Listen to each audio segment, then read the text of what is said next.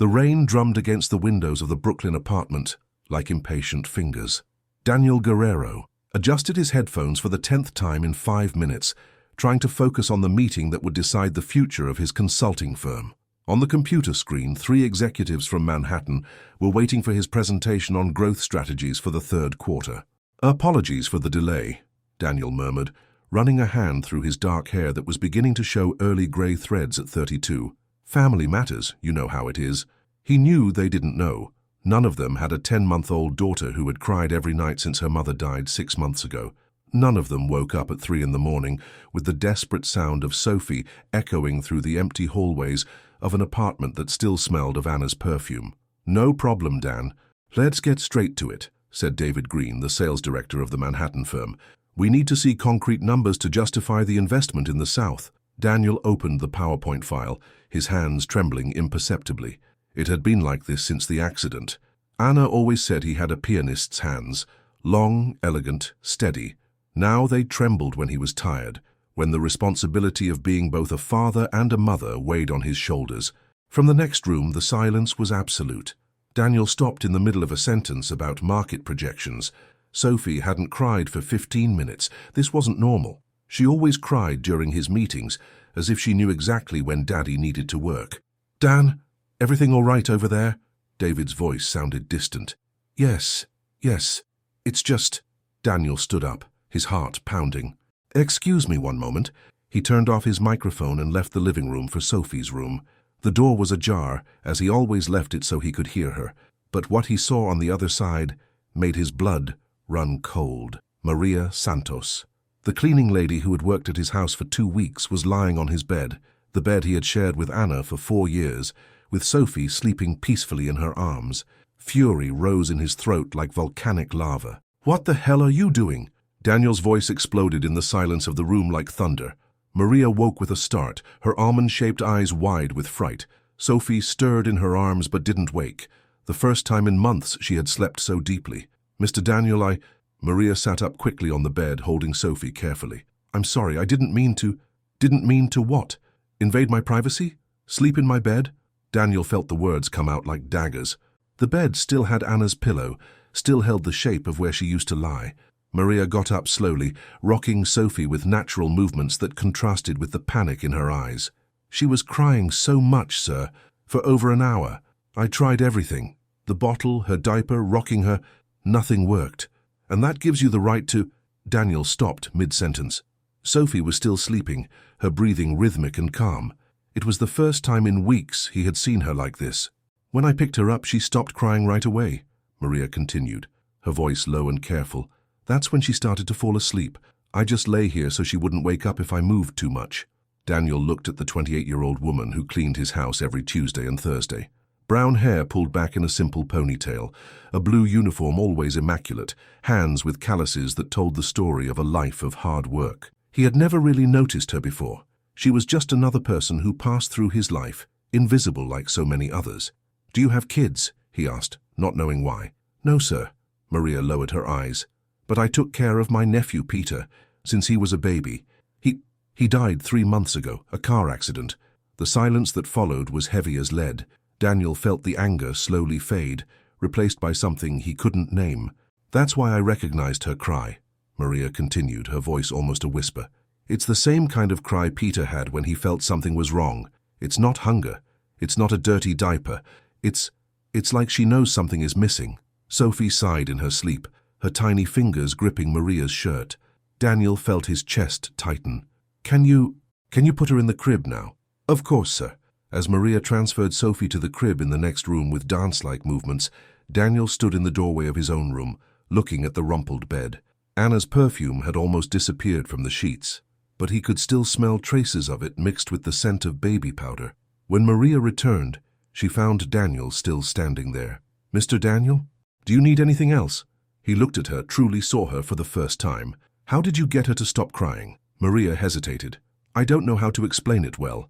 I think a child feels it, when our hearts are broken too." From the next room, Sophie was still sleeping in absolute silence, but in the living room the computer was still on, and 3 executives from Manhattan were still waiting for the presentation that could save or sink his company. 3 days passed in a strange routine.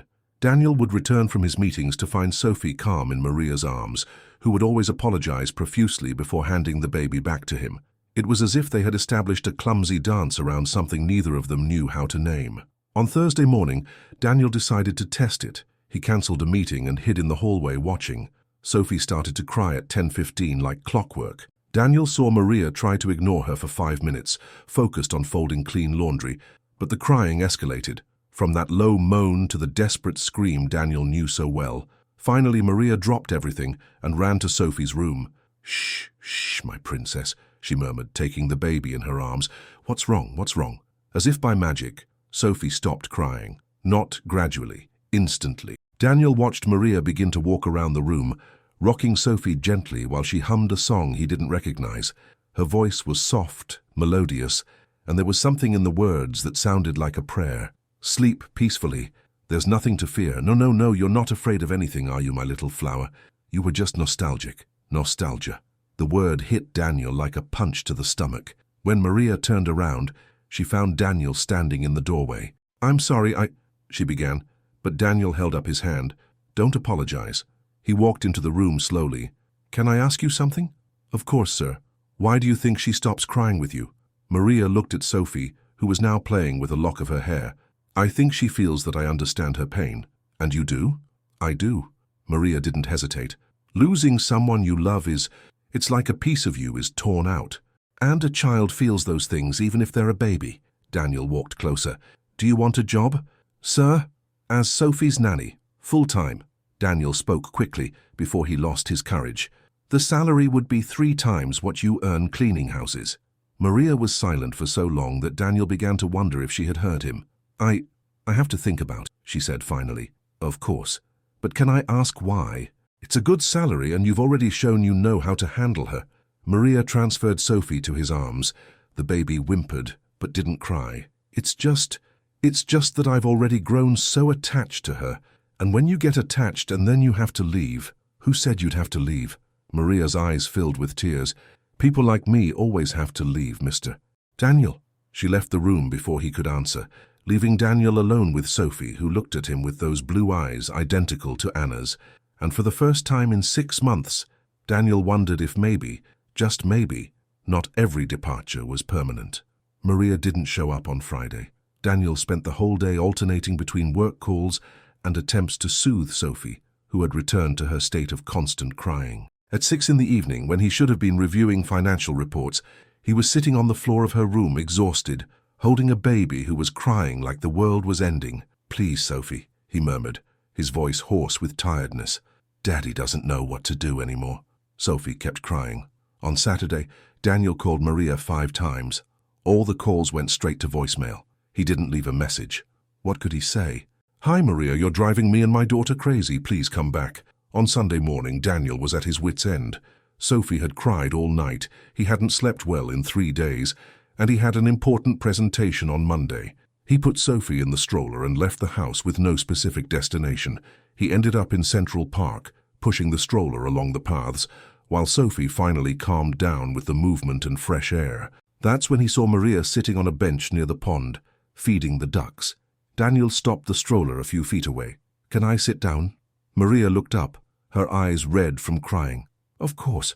They sat in silence for a few minutes, watching the ducks swim lazily.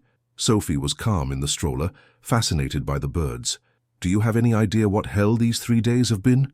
Daniel asked finally. "Yes." Maria didn't take her eyes off the pond. "Because it's been the same hell for me." "Then why?" "Because I'm scared." The words came out like a confession. "I got attached to her, Mr. Daniel, and I know people like me can't keep people like her in their lives. People like you." Maria turned to face him. "I clean houses for a living. I'm from a town in rural Georgia, the daughter of a day laborer and a maid. I have no education, no money, nothing to offer but these 2 hands and a heart that has already been broken too much."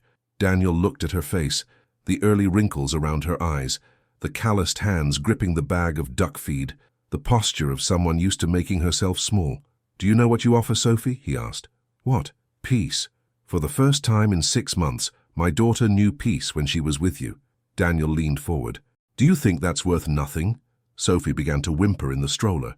Instinctively, Maria got up and went to her, picking her up. Instantly, the baby calmed down. "Take the job, Maria," Daniel said, his voice soft but firm. "But really take it. Not as a favor, not as charity. Take it because you're the only person who can give my daughter what she needs." Maria rocked Sophie gently, her eyes fixed on the baby's face. "What if I take it and it doesn't work out? What if you don't take it and she never sleeps peacefully again?" Silence stretched between them as Sophie played with Maria's necklace, completely oblivious to the conversation that would define all their futures. Finally, Maria nodded. "Okay, I accept."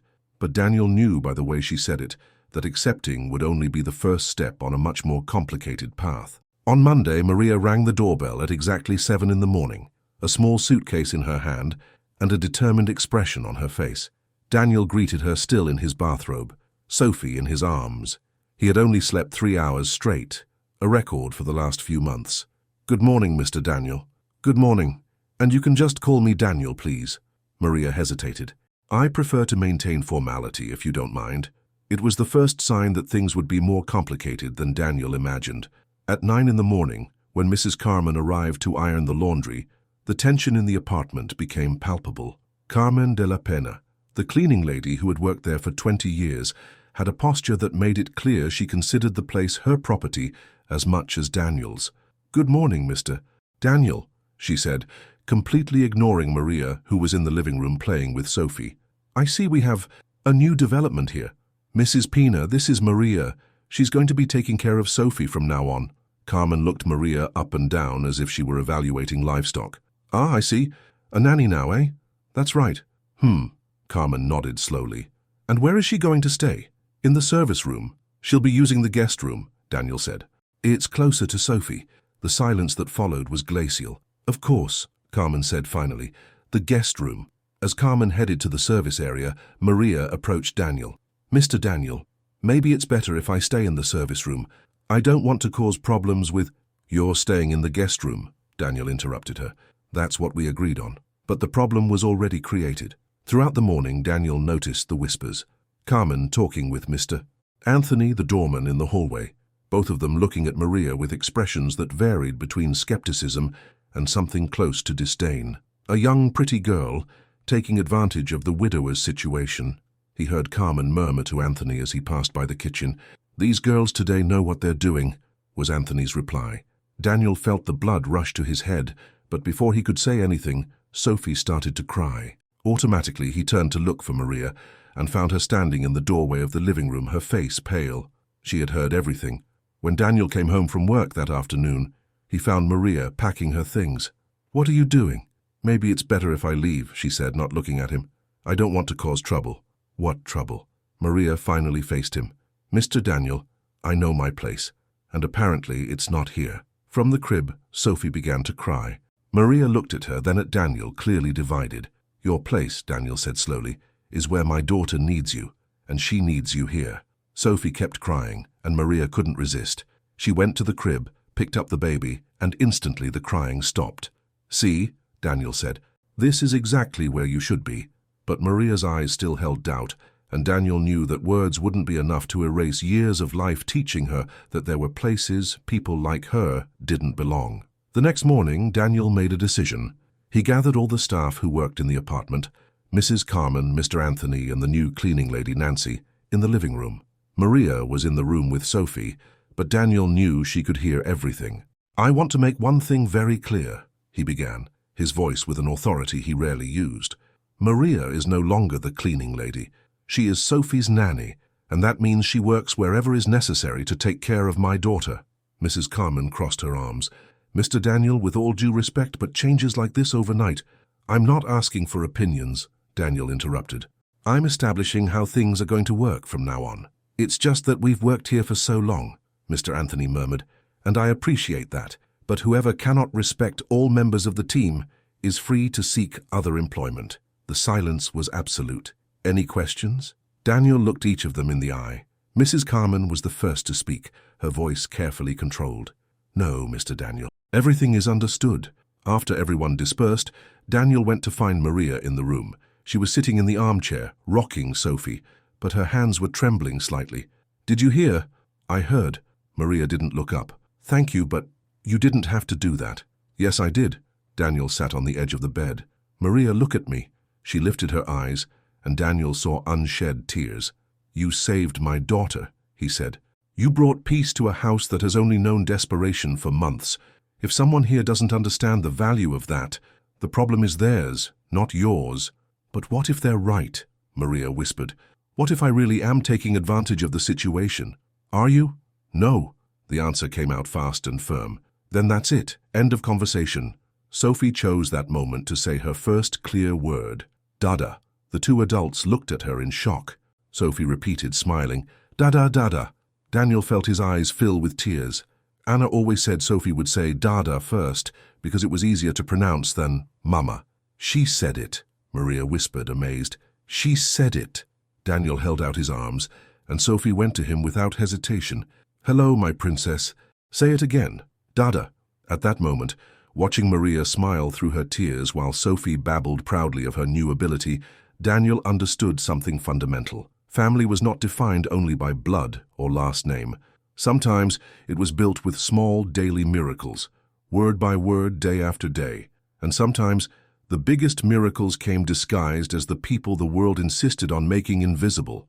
2 weeks later, Daniel came home and found a strange smell in the air, burning herbs mixed with something that smelled like incense. He followed the scent to Sophie's room, where Maria was lighting a small white candle on a saucer. What's going on in here? He asked. But his voice was not accusatory, just curious. Maria turned, slightly embarrassed. I'm sorry, Mr. Daniel. I was going to ask, but Sophie was very agitated today. She cried from 2 to 4 in the afternoon. I couldn't calm her down. Daniel looked at the crib, where Sophie was sleeping peacefully. And this? He gestured towards the candle and a small green branch next to it. It's Rue, Maria explained, her hands nervous. My grandmother always said that a small child is more sensitive to bad energies. The evil eye, envy, those things. The Rue protects. You believe in that? Maria hesitated. I do believe. My grandmother raised 8 children and never lost a single one to illness or accident. She always made protections. Daniel approached the candle. How does it work? It's simple. You light the white candle to attract good energy. You burn the Rue to ward off the bad, and you say a prayer asking for protection. Maria lowered her eyes. I know you must think it's nonsense. I don't think so. The answer surprised her. In fact, I'm curious. Could you teach me? Maria's eyes widened. Teach? If you don't mind, I want to learn all the ways to protect my daughter. Something changed on Maria's face at that moment, a surprise that slowly transformed into something like hope. Of course, she said softly. It would be an honor. Over the next hour, Maria taught Daniel the rituals she had learned from her grandmother. How to choose the greenest Rue, how to light the candle in 3 attempts, no more, no less, the correct words for the prayer of protection. And it ends like this, Maria said, closing her eyes. May all evils stay away from this child. May only love and light find them, today and always. Amen. Amen, Daniel repeated. When they opened their eyes, Sophie was awake in the crib, watching them with her bright blue eyes. She didn't cry, she didn't fuss. She just watched as if she knew something important had happened. Can I ask a question? Daniel said. Of course. Why did you do this today? Did Sophie cry more than usual? Maria was silent for a moment. I don't know how to explain it well, but since I started working here, sometimes I feel a very strong sadness in the air, as if the house is suffering. Daniel felt his chest tighten. It's because of Anna, my wife, I know. And I don't want that sadness to affect Sophie. Children absorb adults' pain. And you think the ritual will help? Maria picked up Sophie, who immediately snuggled against her. I think Sophie needs to feel that she's protected not just by medicine and food, but by love. And love comes in many ways. Care, affection, and also from the rituals we do to show her she's important. Daniel looked at the two of them, Sophie playing with Maria's necklace, Maria humming a song under her breath that he didn't know. There was something there that transcended employment or salary, something that resembled family. The thought hit him like lightning, leaving him simultaneously terrified and hopeful. Because for the first time since Anna's death, the house didn't seem like just a place where he was surviving. It seemed like a place where, maybe, he could live again. It was a rainy Thursday when everything changed. Daniel came home early, cancelling a meeting because Sophie had a slight fever. He found Maria in the living room, walking back and forth with the baby in her arms, both of them crying. What happened? He asked, dropping his briefcase at the entrance. She's had a fever since lunch, Maria sobbed. I gave her the medicine the pediatrician prescribed. I put compresses on her, but it's not getting better. What if it's serious? What if... Hey. Daniel walked closer, touching Sophie's forehead. She's warm, not hot. Probably just a cold. But what if it's not? Maria looked at him with desperate eyes. I couldn't live with myself if something happened to her. It was at that moment that Daniel understood. It wasn't just a job for Maria. It was love. Real deep, the kind that hurts. Maria, look at me. He put his hands on her shoulders. Sophie is going to be fine. You're taking care of her perfectly. How can you be sure? Because I trust you, completely. They stood there very close with Sophie between them. Daniel could smell Maria's shampoo, see the tears trapped in her eyelashes. And suddenly he realized he couldn't remember the last time he had looked at her, only as Sophie's nanny. Daniel, Maria whispered, and it was the first time she had said his name without the Mr. What? She swallowed. I think I'm feeling things I shouldn't be feeling. Daniel's heart sped up. What kind of things? Things a nanny shouldn't feel for her boss. Things a person like me shouldn't feel for a person like you. Daniel moved his face closer to hers. What if I told you I'm feeling the same thing? Maria's eyes widened. Are you serious? For weeks. Sophie chose that moment to sigh and snuggle more into Maria's arms, her fever clearly going down. It was as if she had orchestrated the entire situation. This can't work, Maria whispered, but she didn't pull away. Why not? Because I'm the nanny. Because you've only been a widower for 6 months. Because people are going to think that... I don't care what people think, Daniel said, and he realized it was true. I only care about what you feel. I feel that you and Sophie are the family I always wanted, but never thought I could have. The confession came out as a whisper, vulnerable and brave at the same time. Daniel touched her face delicately. Then why don't we try to build that together? But before Maria could answer, Sophie started to cry, not from fever, but from hunger. The moment was broken, and they both returned to reality. She needs to eat, Maria said, pulling away. Maria! Later, Daniel, we'll talk later. As she went to the kitchen to prepare the bottle, Daniel stood in the living room, processing what had just happened. He had declared himself to his daughter's nanny, a woman he had known for little more than a month, a woman he 6 months ago wouldn't have even noticed, and for the first time since Anna's death, he felt that maybe, just maybe, his heart could be big enough to love again. That night, after Sophie finally fell asleep, her fever had completely disappeared, Daniel and Maria met in the kitchen. She was making chamomile tea, for the nerves, she said, while he stood leaning on the counter, watching her. About what we talked about today, Daniel began. It was a moment of weakness, Maria interrupted him quickly. I was worried about Sophie, I wasn't thinking clearly. Maria, and you were worried too, it's natural that... Maria, look at me. She stopped stirring the tea and turned around. Daniel saw fear in her eyes, not of him, but of what was happening between them. It wasn't a moment of weakness, he said softly. At least not for me. Daniel, she began, but he held up his hand. Let me finish. I've been watching you with Sophie for weeks. The way you worry about her, how you protect her, how you've transformed this house back into a home. He paused. And I realized that it's not just Sophie you saved. I can't be the solution to your pain, Maria whispered. And I can't be your salvation, he replied. But maybe we can be something better. Maybe we can be... Real? Silence stretched between them, loaded with possibilities and fears. There's something I need to tell you, Maria said finally. What? I've never dated someone like you. Like me? Someone who went to college, who has money, who... She gestured vaguely. Who lives in this world. I don't know how to act, what to say, how to... Maria, Daniel walked up to her. Do you think I care about that? You should care. Everyone will care. Everyone doesn't share a house with me. Everyone doesn't see you singing to my daughter at 3 in the morning when she can't sleep. Everyone doesn't know that you saved the dead batteries from her toys so you don't throw them away unnecessarily. Maria looked at him in surprise. You notice that? I notice everything about you. I notice that you always leave a little food on your plate because you grew up in a house where maybe there wasn't enough. I notice that you never turn on the television when you're alone because you don't want to use energy that isn't yours.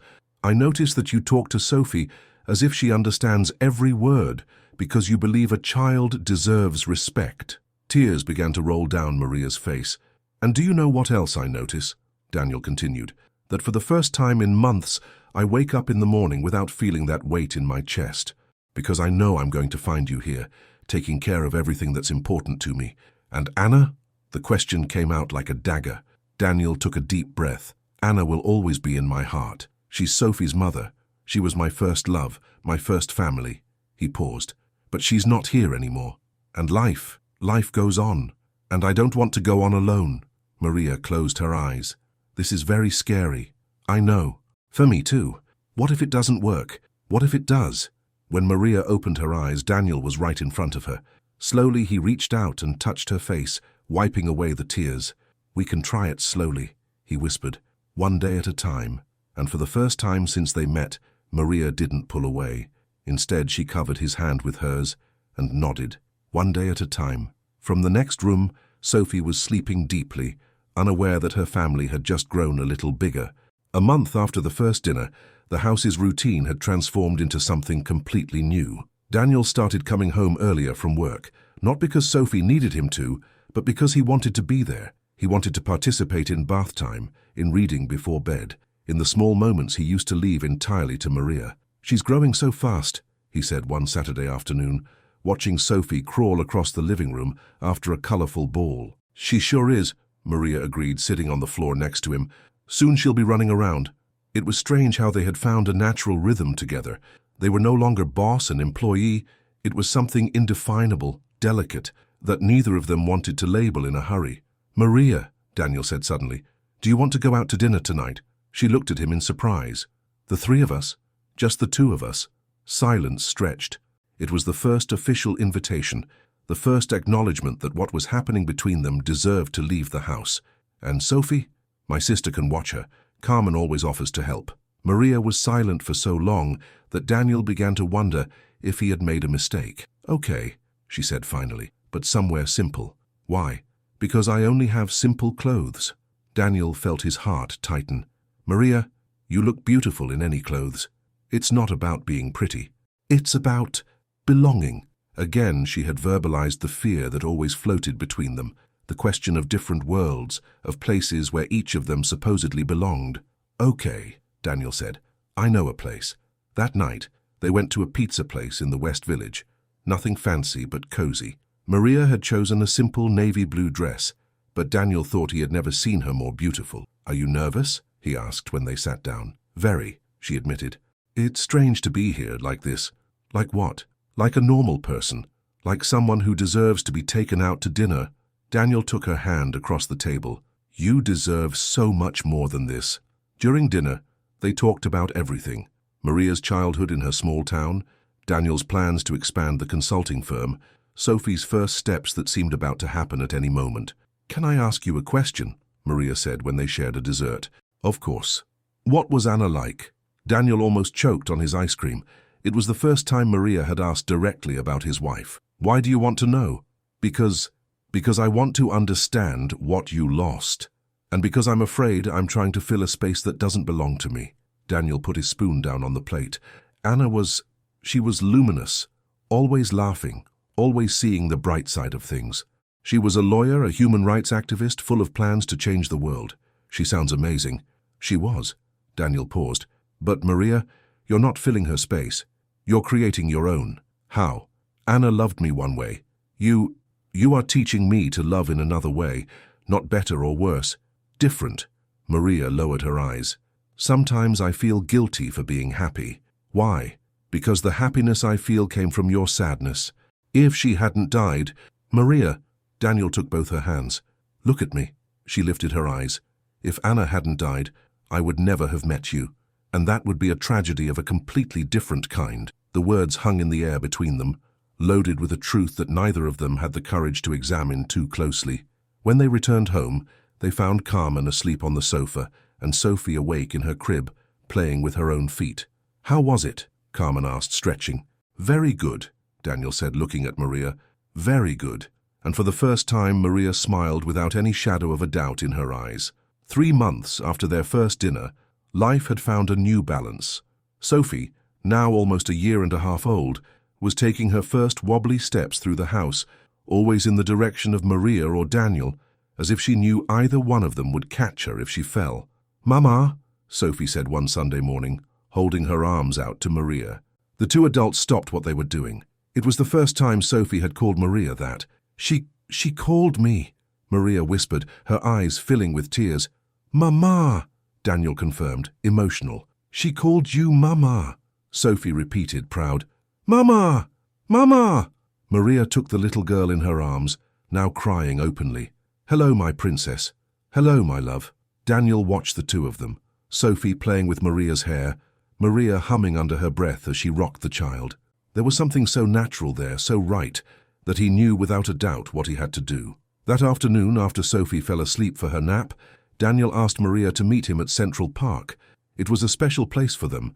They had started going there on Sundays, a tradition that had emerged naturally. Why here? Maria asked when they arrived at the duck pond. Because it was here that you agreed to take care of Sophie, Daniel said. And today I want to ask you to take care of both of us forever. Maria looked at him confused. Daniel, what are you? Daniel took a small box from his pocket and knelt right there on the park path. Maria Santos, he said, his voice trembling with nerves and emotion. You saved my daughter. You taught me to smile again. You transformed our house into a home. Daniel, Maria whispered, covering her mouth with her hands. We're not a traditional family. We didn't start the way most people do. But we are real. We are true. And I can't imagine a single day without you in my life. He opened the box, revealing a simple but beautiful ring, not ostentatious, but meaningful. Will you marry me? Maria looked at the ring, then at Daniel, then at the families strolling around them in the park, children running, older couples holding hands, life happening in all its simple complexity. What if it doesn't work? She asked, but her voice no longer carried the fear from before, just the need to hear the answer. It will work. How can you be sure? Daniel stood up, taking her hands. Because when Sophie called you Mama this morning, my heart almost exploded with happiness. Because when I wake up in the morning, the first thing I think about is seeing your smile. Because you made me believe that it's possible to love two people at the same time, the memory of who I was and the reality of who I can be. Maria closed her eyes, took a deep breath, and when she opened them again, they shone with determination. Yes, yes, yes, I'll marry you. Yes, I want to be your family forever. Yes to everything. Daniel slipped the ring on her finger and kissed her right there in the middle of the park, while a family of ducks watched from the pond and Sophie slept peacefully at home, unaware that she had officially gained a mother. When they broke apart, Maria was laughing and crying at the same time. Sophie will be happy, she said. She will, Daniel agreed. But I think she already knew you were hers long before we understood. And as they walked back home, to their family, Daniel thought about how life had mysterious ways of mending what was broken, of bringing light where there was only darkness. Love didn't replace, it multiplied. And finally, Daniel understood the difference. The wedding was scheduled for a Saturday in the spring, at the small Lair St. Joseph's Church in Atlanta, where Maria had had her first communion at 8 years old. Daniel had suggested bigger, more appropriate venues, but Maria insisted she wanted to get married where she had learned to pray. Are you sure? He asked when they went to see the church. It's quite simple. Perfect, Maria said, looking at the colorful stained glass windows that cast rainbows onto the worn wooden pews. Marriage isn't about the place. It's about the promise. Sophie, now walking more steadily, ran down the empty aisle of the church, her little steps echoing in the sacred space. When she reached the altar, she turned and yelled, "Dada, Mama!" I think she approves, Daniel laughed. 2 weeks before the ceremony, Maria's mother came from her town to meet Daniel and help with the preparations. Mrs. Regina Santos was an older version of her daughter, the same almond-shaped eyes, the same delicacy in her hands, but she carried on her shoulders decades of hard work and worries. So you're Daniel, she said when they met, evaluating him up and down with eyes that didn't forgive lies. Yes, ma'am, it's an honor to meet you. Honor. Mrs. Regina repeated the word as if she were testing its flavor. My daughter told me you're a good man. I hope she's right. I hope so too, Daniel said honestly. During the week she spent with them, Mrs. Regina observed, she saw Daniel get up at dawn when Sophie cried. She saw him help Maria with household chores without her asking. She saw the way he looked at her daughter, not as an employee but as a partner. He's different from the men I've known, she told Maria one afternoon, as they prepared sweets for the wedding. But are you sure you're ready to live in this world of his? It's not his world anymore, Mom, Maria replied. It's our world. We built it together. On the wedding day, Maria woke up at her mother's house. They had decided to follow the tradition of not seeing each other before the ceremony. Sophie stayed with Daniel, but she insisted on wearing her little bridesmaid dress to show Mama Maria before going to the church. "Are you nervous, Mrs.?" Regina asked while helping Maria get dressed in the simple but elegant gown they had chosen together. "Yes," Maria admitted, "but not the kind that makes you want to run away. The kind that makes you want to get there fast."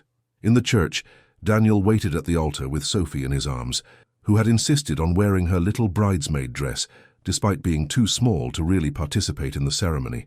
When the doors opened and Maria entered, accompanied by her mother, Sophie clapped and yelled, "Pretty Mama!" The whole church laughed, but Daniel only had eyes for Maria. She was radiant, and for the first time since they met, she walked without looking down, without trying to make herself small. "You look beautiful," he whispered when she reached the altar. "You too," she replied, taking Sophie in her arms. The little girl stayed quiet between them throughout the ceremony, as if she knew that this moment included her too. The vows were simple and true. "Maria," Daniel said, "you taught me that the heart doesn't replace, it multiplies. That love isn't about deserving, but about choosing every day to be better for each other. I promise to choose you. I promise to protect our family, and I promise to honor not only our future but also our history, including the woman who brought us here." "Daniel," Maria said, her voice firm despite the tears, "you taught me that I can be loved exactly as I am. That family isn't just about blood, it's about choosing to stay, even when it's hard. I promise to be your wife, the mother Sophie deserves, and the woman you see in me even when I can't see myself." When the priest declared them husband and wife, Sophie yelled, "Yay!" and threw rose petals she had kept in her dress pocket, making the whole church burst into laughter. The kiss was delicate, full of promises, and when they separated, Sophie clapped proudly in Maria's arms. "Our family," Daniel whispered. "Our family," Maria agreed. And at that moment, at the altar of the small church where Maria had learned to believe in miracles, the three of them knew they had found something not everyone is lucky enough to find. A love that doesn't ask permission to exist, that doesn't apologize for being different, that simply is. 2 years after the wedding, the house in the West Village was overflowing with life. Sophie, now 3, was running through the hallways yelling, "Johnny! Johnny!" after her 8-month-old brother, who was crawling determinedly towards any object he could put in his mouth. "Sophie, don't let him grab the plug," Maria yelled from the kitchen, where she was making breakfast. "Okay, Mama," Sophie replied, picking Johnny up with an adorable seriousness. "Johnny, no. You'll get an ouchie."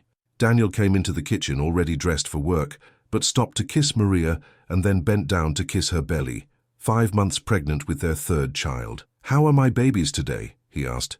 "Good," Maria smiled. "But this one here," she pointed to her belly, "is restless.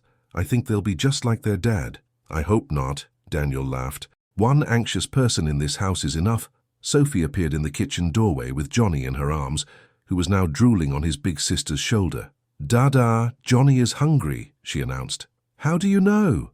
Daniel asked. "Because he makes the same face I make when I want cookies," Sophie explained with the irrefutable logic of a 3-year-old. Maria took Johnny from Sophie and sat down to breastfeed him, while Sophie snuggled up next to her, watching her brother with a fascination that hadn't diminished even after 8 months. "Mama," Sophie said suddenly, "were you always our mama?" The question took Maria by surprise. Daniel stopped stirring his coffee and turned to hear the answer. "Why do you ask, my love?" "Because Grandma Regina said you came to take care of us when I was a baby, just like you're taking care of Johnny now." Maria looked at Daniel, who nodded encouragingly. They had talked about this several times, when and how to tell Sophie the real story of their family. "It's true," Maria said softly. "I came to take care of you when you were very little. You cried a lot because you missed Mama Anna, the mama who went to live in heaven." "That's right. And then I started taking care of you, and you stopped crying, and then your daddy and I fell in love and decided to be a family." Sophie processed the information with the seriousness of someone who is discovering something important about themselves. "So, you chose to be my mama. I chose, and I choose you again every day." Sophie smiled, satisfied with the answer. "That's good, because I choose you every day too." Daniel felt his eyes fill with tears. Even after all these years, he was still surprised by his family's ability to transform complicated situations into pure simplicity. "And now," Sophie said, jumping off the chair, "I'm going to choose to give Johnny food when he's done." Johnny still only drinks milk, Sophie, Maria laughed. Then I'm going to choose to play with him, Sophie added, running to the living room. Daniel walked over to Maria and kissed her on the head. I think she understood perfectly. I think so. Maria looked at Johnny, who had finished eating and was now watching her with those blue eyes identical to his father's and sister's. Sometimes I wonder if she really remembers the time when I was just the nanny. And does that matter? Maria thought for a moment. No, I don't think it really matters. Do you know why? Why? Daniel knelt beside her chair, putting his hand on the belly where their third child was growing. Because for her we were always a family. She doesn't remember a time when you weren't her mother, I wasn't her father, and we weren't us. And the others?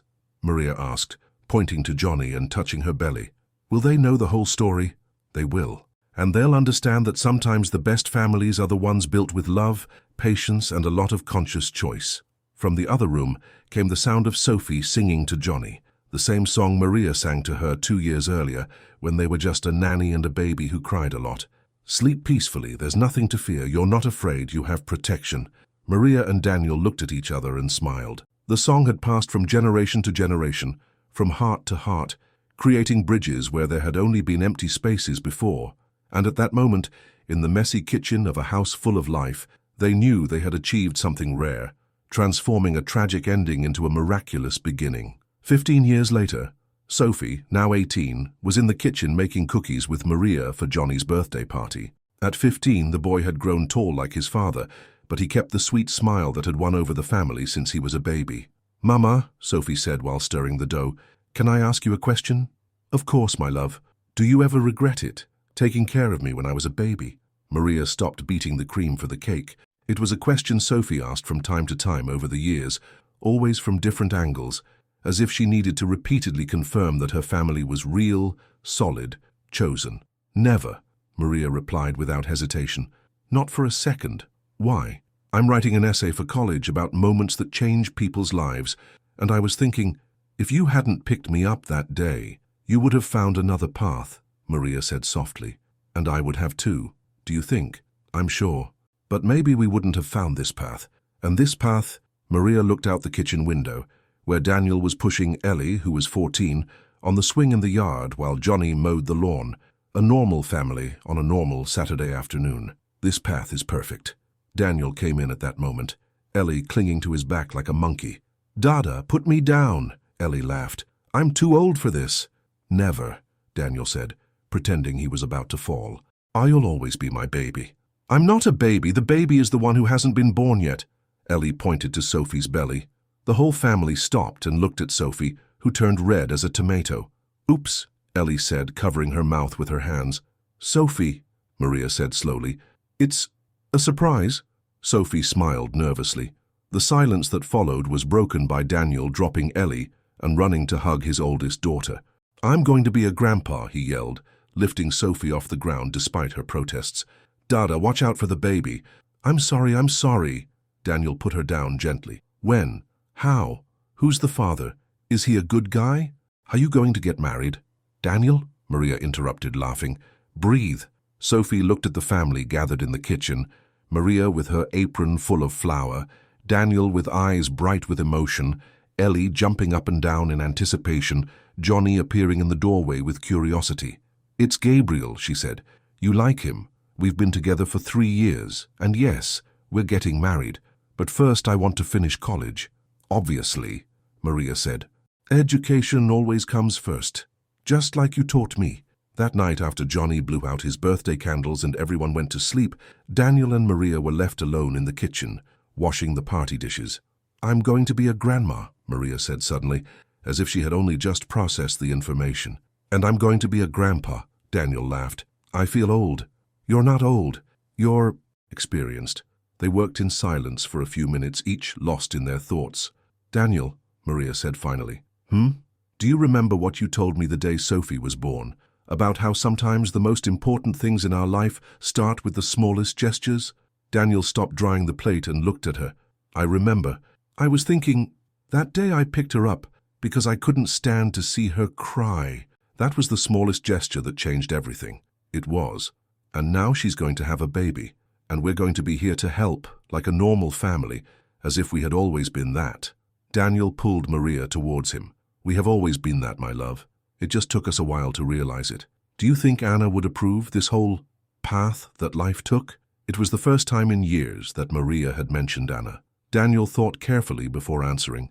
I think she would be happy to know that Sophie grew up loved, that she found a family that chooses her every day, and that she's about to start her own family. He paused.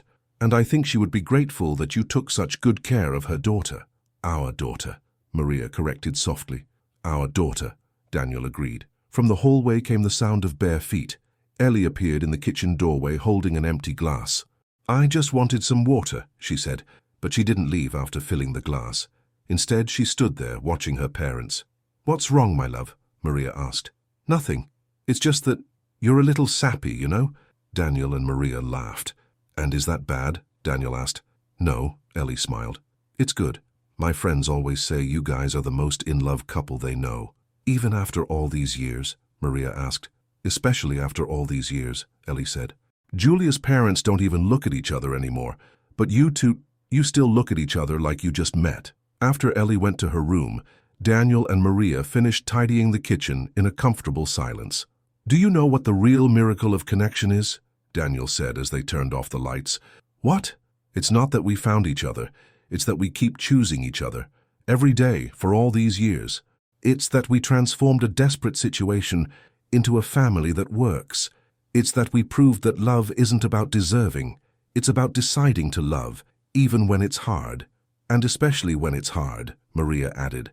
As they went up to the bedroom, they passed Sophie's room. The door was ajar and they could see her on the phone with Gabriel, probably telling him about the baby. No, I'm not nervous, she was saying. I was raised by the best mum in the world. She'll teach me everything I need to know. Maria felt her eyes fill with tears. After all these years, she was still surprised by Sophie's ability to make her feel that she had succeeded, that she had been enough. In their room, as they got ready for bed, Daniel watched Maria brushing her hair, a ritual he had been observing for years, but never tired of seeing. Maria, Thank you. For what? For having the courage. That first day when you saw me mad because you were in my bed with Sophie, you could have left and never come back. I couldn't. Why not? Maria turned to face him. Because some connections are bigger than us. I felt, the moment I picked her up, that I was taking care of my daughter. I couldn't have left even if I had wanted to. And now, after all these years, all this life we've built, do you still feel like this is where you belong? Maria smiled, that smile that had gone from shy and insecure to radiant and confident over the years. Daniel, I am exactly who I always wanted to be, living exactly the life I always dreamed of having, with the people I chose to love. Of course, this is where I belong. That night, Daniel fell asleep listening to Maria hum under her breath, the same song she used to sing to Sophie years ago, that Sophie sang to Johnny, that she would soon be singing to her own baby.